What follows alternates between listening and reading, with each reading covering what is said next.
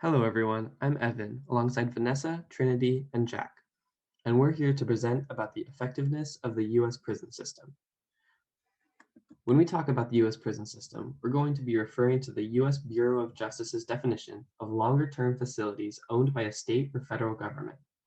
These are prisons that hold people for usually a year or longer, and we will not cover smaller, short-term jails in this presentation. Thank you, Evan. And now that we've explained what the U.S. prison system includes, this leads us to the question, to what extent is the current U.S. prison system effective? Hi, I'm Vanessa, and I'll be defining effectiveness as the degree to which prison systems prepare inmates for reintegration to society and prevent recidivism. Hey, Jack, what's recidivism? To define recidivism, we will be using the National Institute of Justice's definition that it is measured by criminal acts that resulted in rearrest, reconviction, or return to prison with or without a new sentence during a 3-year period following the prisoner's release. In fact, according to the Bureau of Justice Statistics 2018 report on prisoner recidivism across 30 states, 5 out of 6 inmates were rearrested at least once within 9 years after their release from prison. And of course, there are many other measures by which we can evaluate the effectiveness of our US prison systems.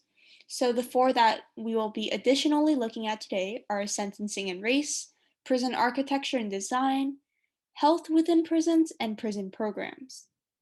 Sentencing and race can depict the effectiveness of the U.S. prison system. Looking at how sentencing and race play a role, we ask ourselves, what can statistics on incarceration rates indicate about the effectiveness of the current prison system?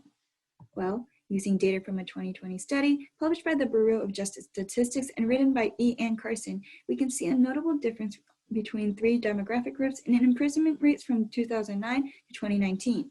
Those categorized and identified as Black or Hispanic had a higher rate of incarceration throughout their years.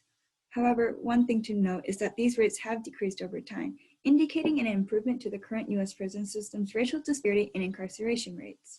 But despite the total percent change, especially when you notice that those of the Black demographic group have had the highest percent decrease, this doesn't change the fact that Black and Hispanic groups have had high incarceration rates, and these findings have been supported by other studies, such as from the University of Alabama researcher Walter Enders in a 2018 report published by the Sentencing Project.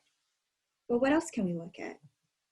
A 2017 study report found by and published by the United States Sentencing Commission found that for the same crimes, Black male offenders served longer sentences than white male offenders.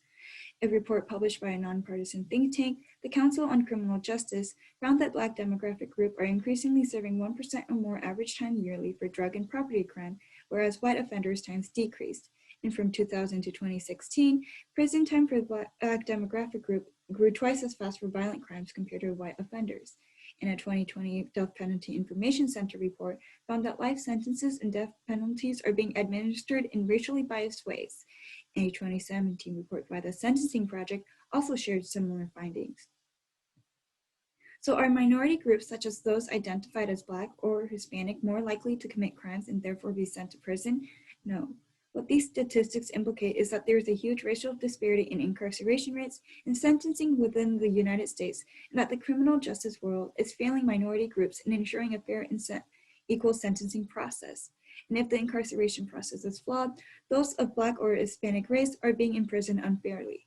Despite notable decreases in the racial disparities over time, the current U.S. prison system is still ineffective because those in prison are not just being imprisoned for their crimes, but also their race. Following the processes before prison, we now look towards the prison itself. Architecture holds the ability to influence human behavior, so we have to wonder if the current connotation of prison architecture remains effective. But first, we can establish a clear example of the benefits of better prison architecture. This redesigned facility in Connecticut channeled lighter color palettes, softer materials, and ample natural light. It's almost something you would find in a typical college common room. And following this redesign, the facility actually saw 19 months and counting without a single violent incident. But then we see the contrast within a typical prison setting.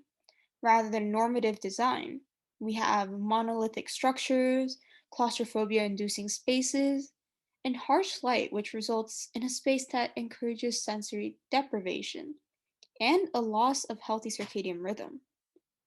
And as you can see, the typical layout of a cell only shows a mere 7 by 12 feet. There's no comfort, there's a slit for a window. These layouts are worse than even the smallest of dorm rooms.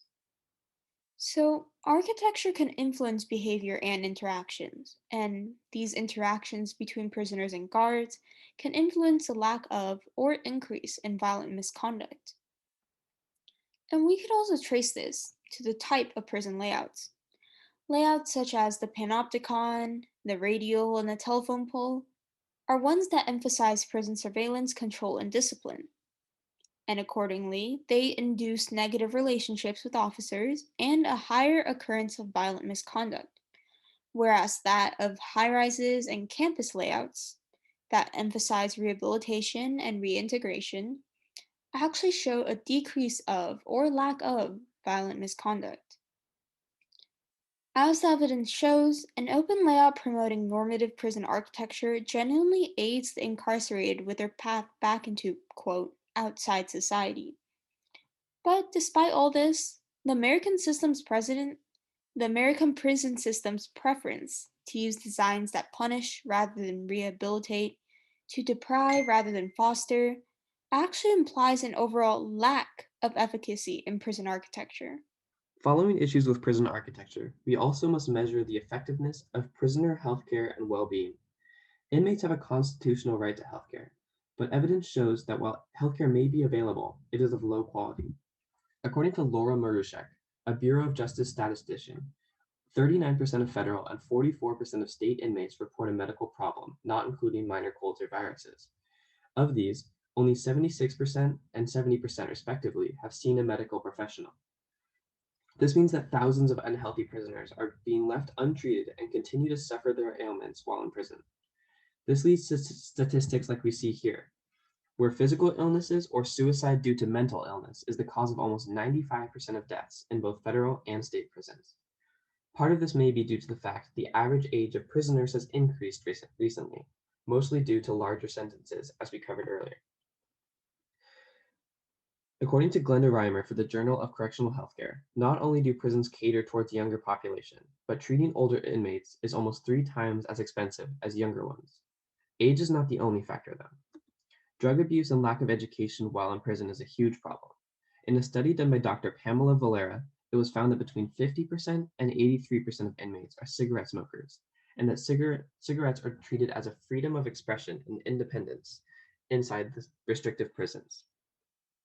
Even worse, a study done by Stephen Belenko and Jordan Pugh, 2 substance abuse experts, that asked prisoners to rank their drug use before prison on a scale of 1 being smallest and 5 being highest, found that only 41% of prisoners reporting 4 and 42% of prisoners reporting a 5 received any sort of drug treatment while in prison. This leads to major issues with abuse after prison, which is a major cause of recidivism. Even COVID-19, where a study by Tori Calger and others suggested that prisons have a 2.91 times transmission rate of prisons, shows that the healthcare system in prisons is failing. The US prison system needs to do more for prisoners because these disproportionately high rates of illnesses, a lack of medical examination, and extreme failure to support inmates with drug treatment and healthcare make healthcare in prisons weak and inefficient.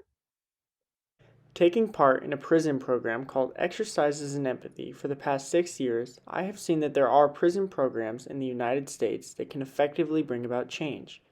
In her show, This Is Life, Lisa Ling sheds light on how the Soledad State prison inmates raised over $30,000 for a scholarship to send a boy to Palma High School because they honored the work the school had been doing with this program.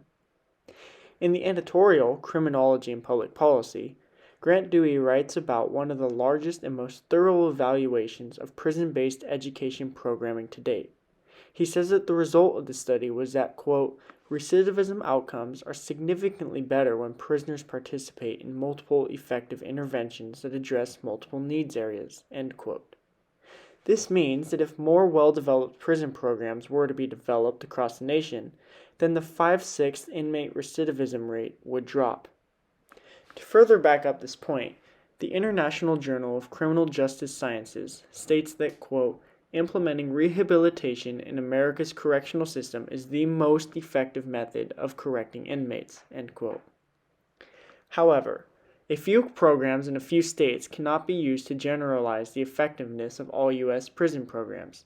In the Legislative Analyst Office report of 2017, Rachel Slade highlights the several shortcomings of prison programs seen on your screen. These shortcomings are proving to be detrimental to the U.S. prison system because even when the programs are in place, they are not necessarily benefiting inmates and lowering recidivism rates. In a study done by the Rand Corporation, Lois Davis and fellow studiers determined that correctional education improves the chances that inmates who are released from prison will not return and may improve their chances of post-release employment. Along with this study, the data collected by the Washington State Institute for Public Policy illustrates that if prison programs were more effective, then the state of Washington could save a much larger sum of money per inmate per year. Based on the evidence that we have collected in regard to the fundamental flaws of prison programming, studies asserting racial disparities in incarceration rates and sentencing, the unnecessary bias against normative prison architecture, and the ineffective health care that prisoners receive, while the United States prison system has some satisfactory elements, overall, it lacks the true efficacy needed for integrating incarcerated individuals back into society.